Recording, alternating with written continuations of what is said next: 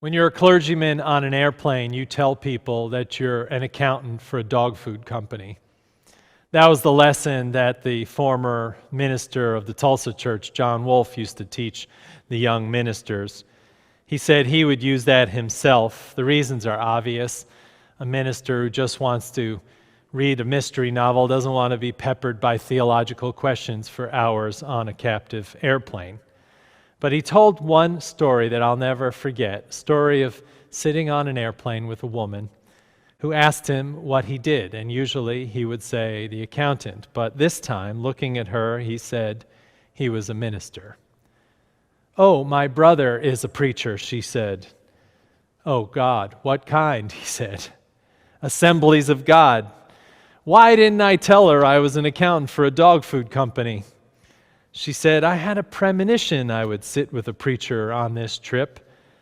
To which John said, "Now I really wanted to tell her I was the senior accountant in a dog food company." "What kind of preacher are you?" she asked. "Unitarian." Bracing for a reaction, she said she was thinking of visiting a Unitarian church and wanted to know more. She said that her husband was Catholic, she was going back to school, had always had questions about religion, arguments with her brother, the Assemblies of God preacher who prayed for her and her skepticism. And she said, "I'm not a cynic. I believe in God, just not the way I'm supposed to." She said she studied philosophy and was thrilled to find that others were asking similar questions, ones she was never allowed to entertain in her home. "But aren't I selfish?" she said to John Wolfe 3 times. Wolfe paused and said, "No, you aren't being selfish. Selfish is not living as one wishes to live. Selfish is asking others to live as one wishes to live." His conclusion from the story was that we forget how many people are raised up in environments with the purpose of shielding them from knowing the ideas of the world, confined, closed off to knowledge, variety, beauty, ugliness, the variety of experience, the types of people that are in the world, the many kinds of good people, the paths that expand the mind and the heart.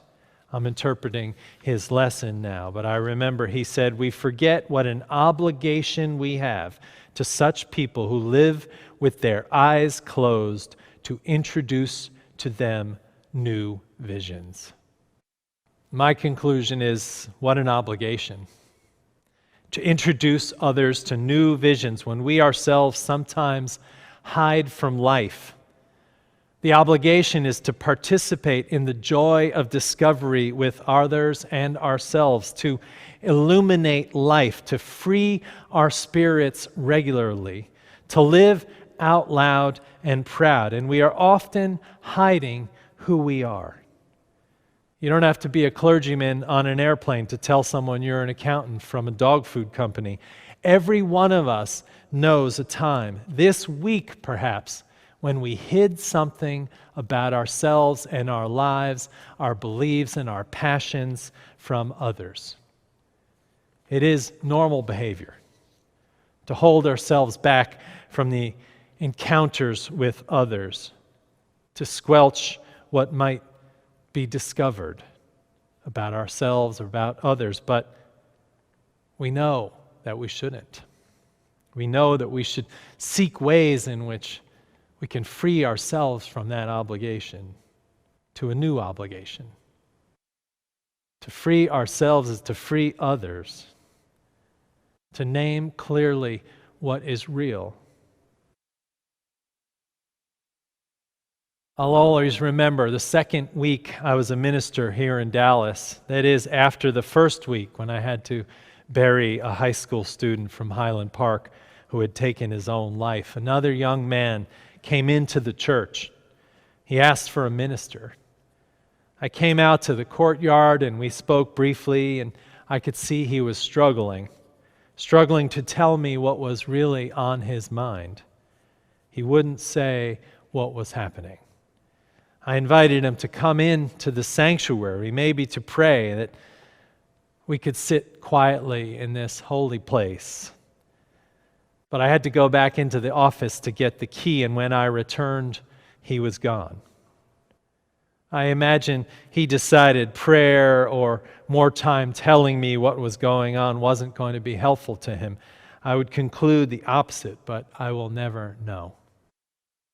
His hiding himself would have to be his own journey. His absence left me with more questions than answers. Why do we do this to ourselves and to each other? Is life so painful sometimes that we can't open our hearts to each other? The answers are probably. And when and if we do open to each other, does it free us? Some would say God is there to receive us no matter what we think we should do. Some would say no God receives anything from us, so we are ultimately alone. I say either way, the church is here. We are here for each other. We journey on life's paths toward opening our hearts to each other. We get knocked back, but only discover again that we need each other. I wanted to shout to the young man as he was going down the street like Jesus did, "Lazarus, come out! Take off the grave clothes." Lazarus, you'll remember, whose name was Eleazar, God helps, is a story used to prove Jesus' power to defeat death. But to me, it's a call like Walt Whitman's call of the open road. Come, take my hand, free yourself. Come to that which is endless as it is beginningless. I give you my hand. Come, Lazarus, out of the tomb. Take off the grave clothes. For us to take that hand, we must choose to combat the forces that would push us underground, push us back into tombs, push us back into the stories we are not telling each other of ourselves. It means we have to show ourselves honestly, our true selves, to share with others the mystery of our lives, to not hide behind an attitude or hold back our thoughts. That is the freeing place, the freeing of the inner world that has us meet it more genuinely. The old saying is that secrets that we keep will kill us, and that will be true. Forces for me this week, like the pain of the Texas legislature's decision to attack our children, our trans children, as new policy. While they remove licensure for handguns and restrict abortion, they attack vulnerable children. They try to make it illegal for doctors to treat trans children and push them back into closets. It is painful to me to watch this. My response this week was first the feeling of wanting to hide, to leave this place, and then to stand up and shout and stay and put boldly proclaiming my love for my trans family, my trans children, and the children of our church and our church family. We will not be silenced or hidden. This means taking the invitation to live boldly in the way that makes sense to you. For many of us, it is to boldly proclaim our religion, our free religion. When this church says to you that we have church signs to put on your lawn and only 25 families come out and claim them, over 1,000 of us did not, we have a long way to go to proclaiming our faith boldly, to not hide it, to claim and proclaim our faith is worthy. We do it because we know our neighbor is in pain and seeks out of discovery a new kind of faith in the world. The invitation to take my hand is by way of our revealing who we are, our passions, our truths, the things that motivate us. Where God isn't one thing here in this faith, not one thing, not one force, but a love greater than our definitions. That is what we proclaim to our neighbors, where answers aren't prescribed, where we are not condemned for our skepticism. That is what we can proclaim as our faith. We are in a new era of politics and religion and emerging from our tombs. We need our faith and our voices. We need our boldness in who we are. We need to refuse to be pushed aside. It is not the job of the church to make us known in our communities. It is your job to make it known in the community. It is your job to be out loud and proud about who you are as a person of faith and as a person with passion for life.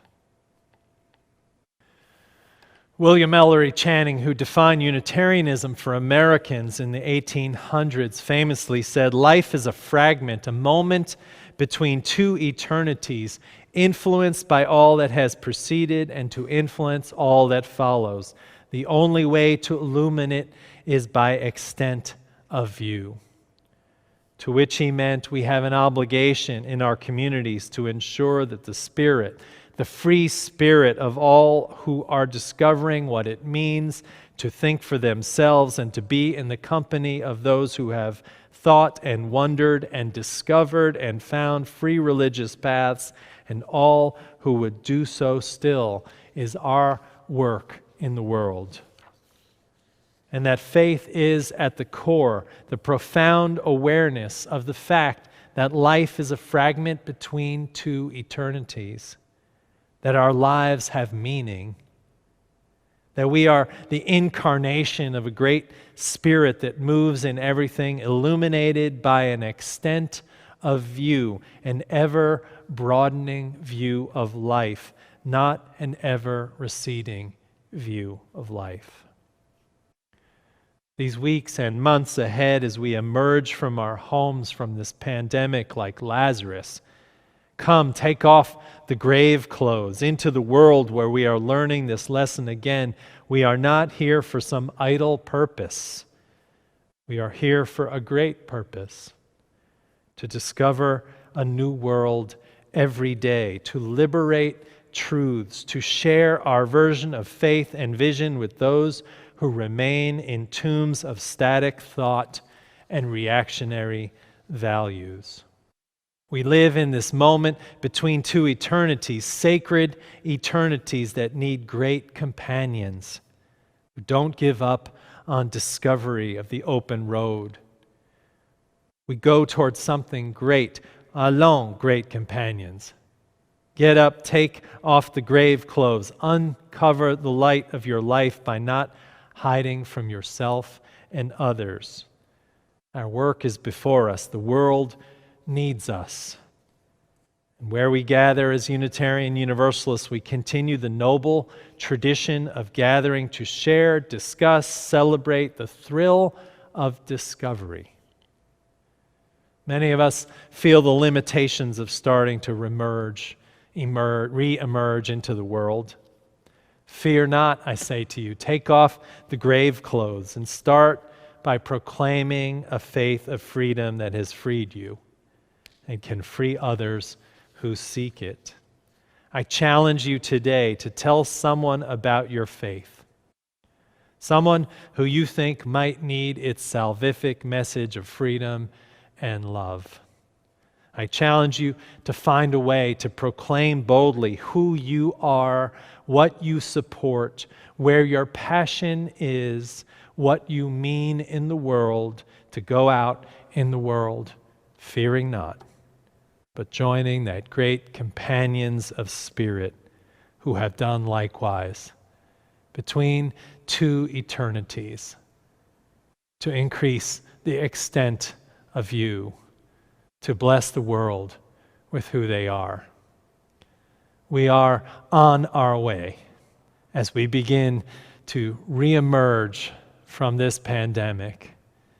May our time in the next day and week and month be useful, not only to our own heart's opening, but to all we meet as we proclaim who we are, seekers of truths, lovers of the world, symbols for all of great discovery, the joy of discovery in life. Amen and amen.